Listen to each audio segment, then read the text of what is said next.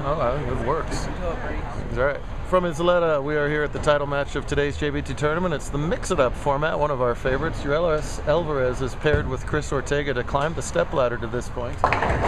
With a lot of good shots from Urelis, that's not a bad one to start it off. They are taking on top seed Dio Bernard and Lauren Jaramillo, who absolutely lapped the field in this tournament. Interesting storylines with both of them. Chris and Urelis are getting 6 pins this round, so Lauren and Dio have to beat them by 6 to tie, 7 to win. 3 wins in a row for this team. Hoping to get off to a good start with an Alvarez spare in the first. She's all over it.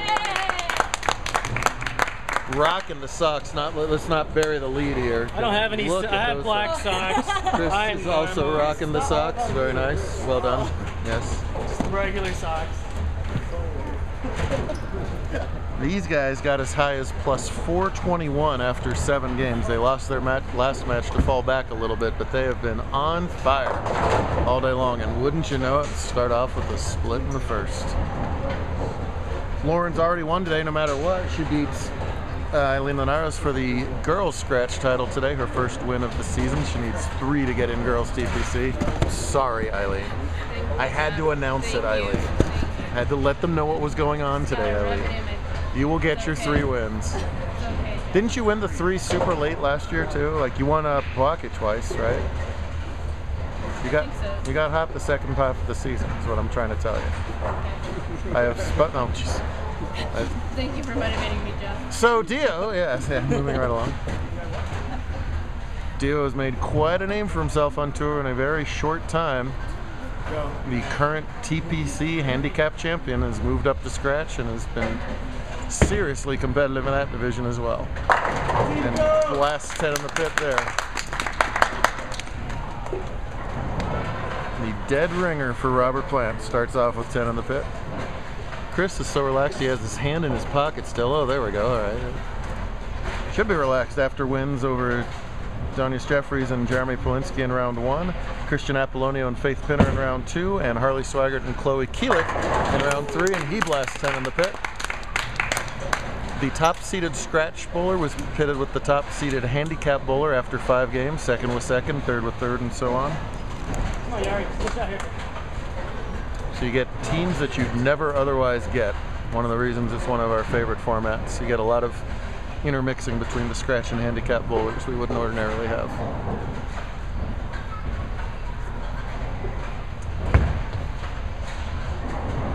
Alvarez, really good fundamentals. Tries to walk that back up to the pocket and only gets, I thought she got 5, but I guess she got 6 off of that. Bucket and company, a couple different ways to chop this. Gotta be careful to not chop the 2-4-7 off the 5 or slide by and leave something else. 7 makes it just marginally tougher. So you got to get a little bit of hook on the ball to carry out that 7 if everything else goes right. We'll see how she goes about it here in her team's 3rd. Come on, curve. Doesn't quite curve enough. And I say open in the team's 3rd because these guys are combining to form one game now, so that one teammate will do all the odd-numbered frames and one teammate will do all the even-numbered frames. Jaramillo is going to do the odd frames for her team. That must have been a tough choice because they are both striking a ton today, and we know that Lauren loves this format. That time she gets the high hit to trip out for a big double for their team to grab the lead. Fascinating storyline here is Lauren partnered with Angel Ortega last year to climb the stepladder and win Mix It Up. And who did she beat in the title match? But this guy, Dio, who had dominated the tournament with Vanessa Romero last year. So the heartbreaker and the heartbreakee playing as a teammate this time. Let's see if Dio can stay 2 for 2. Wow. Unusual with him to hit the pocket with all that power right there and leave a 7, but he does. If he spares it up, they'll lead by 13, but they're giving 6 of that back, so still a close match here early on. Big thanks to Jeffrey Pierce and the whole team here at Isleta for hosting us. One of the more unique bowling centers you'll ever see. Dio switches hard and straight, puts his thumb completely in the ball. Conventional at the 7 pin. That's good form. I really prefer the two-handers doing their corner pins that way. Not all of them do. Chris with that very upright posture all the way through, and then just muscles it down there, and that's right in the 1-3. Good recovery for him. Well, let's see if the teammate can make it a double. They seemed very happy when they got paired with each other. Yes, we did. We're besties. They're besties if you didn't catch that on camera. They are now. They win one more game especially. A blooming bestiedom. Look at that follow through. Excellent. Come on, straight up. Maybe a little over adjustment off the last time there. This time crashing through. Pretty makeable spare. One thing that makes this less makeable than normal though, if this thing that you're looking at the camera that looks like a big old fence, well, it's a big old fence. That's what they have on each side of a pair here, so her back foot may well kick right into that. No, it doesn't. Chris's will, I guarantee you. That's a nice job at the spare. So all day long you hear and I get ready to yell at people for misbehaving, but there's just their back foot kicking into the fence. It's just another thing that you have to deal with here. In addition to that, if it looks like this pair is 3 foot in front of the pair to the right, it's because this pair is 3 foot in front of this pair to the right. And they're offset, each pair. I don't think I've ever seen that anywhere else. And the building is set up sort of in wings. So each foul line, well, it's more than 3 feet, isn't it? It's a good 6 feet set off from the other pair adjoining it. The bowlers get used to really quickly. The toughest thing is accidentally cutting someone off you don't see because they're 6 feet behind you. Lauren lucky to leave a pretty makeable 3-pin there. She has no problem with. DJ finished 5th like we talked about, but he beat Dio for the U17 title today, 172 to 151. So Dio didn't get a lot going on that match. That was on a different pair. Practices upwards of 100 games a week. That's how you go from being a completely unknown quantity to a budding superstar out here. Can't throw it any better than that. Ah!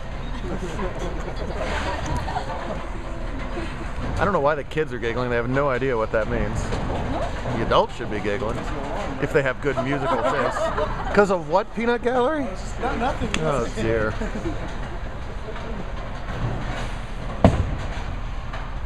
Ortega, another good shot there in the 6th.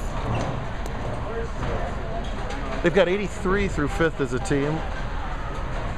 Trail by 13 and get 6 of that back if they can spare it up here.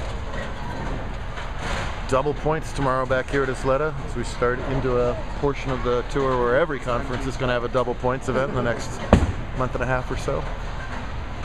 Even though we're more than halfway through the season in terms of events, we're only about 40% of the way through the season in terms of points because the tour is backloaded very much on purpose with points. So it's the people who earn the season-long chance at those points that have the biggest chance at them. So we got great point races all over the place. Handicap All Conference, the highlighted one, but there's lots of great other ones too. Oh no! Breaks up some of the church, but that leaves the big 4 out of it. Chris rightly tells her to get the 2. You never know if you need that count later on. Tough pattern today. The 06 USBC Masters pattern played very slick. Definitely no room to leak it off to the right. Could play a couple different angles, but just had to really execute wherever you did play. Led to a -40 handicap cut, which is pretty low for handicap. Ooh, and only able to get 1 out of it. That's another extra pin off the scoreboard there. And a big chance for Dio and Lauren to take a commanding lead if Armio can strike in her 7th. Defending champ in this format, in this center. She loves it.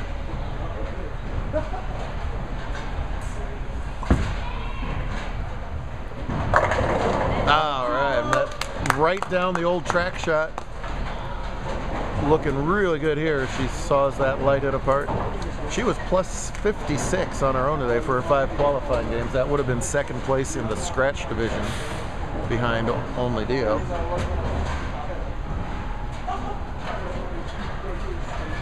Stays in handicap mostly for the points. Dio is also getting a little more vertical, visibly. Sometimes it's hard for those two-handers to adjust to that, because their game has to be so physically precise. All of a sudden, when you're 5 inches taller and you're trying to figure out two-handed, it can make you a little awkward for a little while, but no sign of that in Dio. No sign of any pins, no sign of nothing. Ortega backed up against the wall now, 8th frame. Ah. He's been solid, striking the 2nd, striking the 4th, 4-pin in the 6th, and another 4-pin here in the 8th. He's going to need this spare and a strike from Morales to set up his 10th frame to have a chance. Where is she? She's hiding. Oh, there she is. No problem with the 4-pin. That nonplussed look on his face tells the story of his team right now. Yes, sir. Oh, nice try. His look changed to plussed after all. Come on, Yari. Good job. Well, for the best socks of the day, we need a hit here.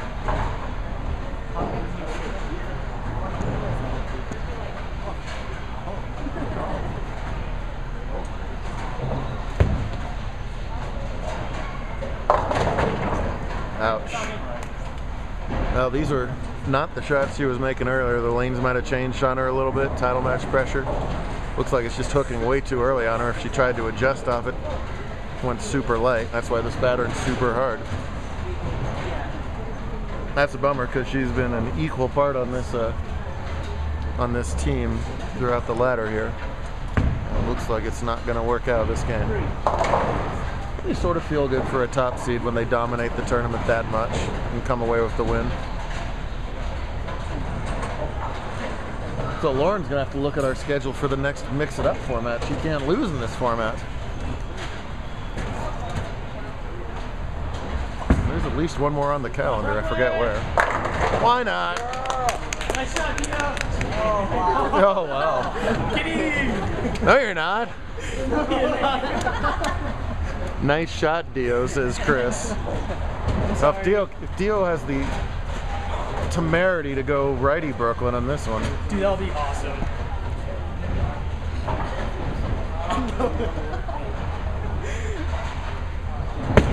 I think he'll just stuff 10 more back. Oh, he did. Oh!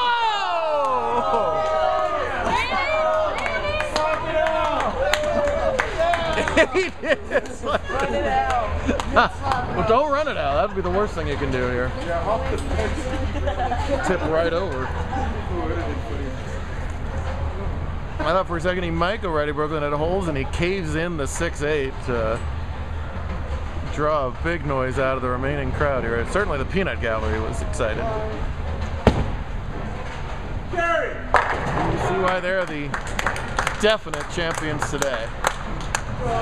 Led after 5, led after 8, they're going to lead after 12. It's Dad Rick saying blasted over there. I believe he has, well, oh, plastic, not blasted. I got it. There's the Brooklyn. What an impressive performance out of both of them. 234, 244 is more than enough.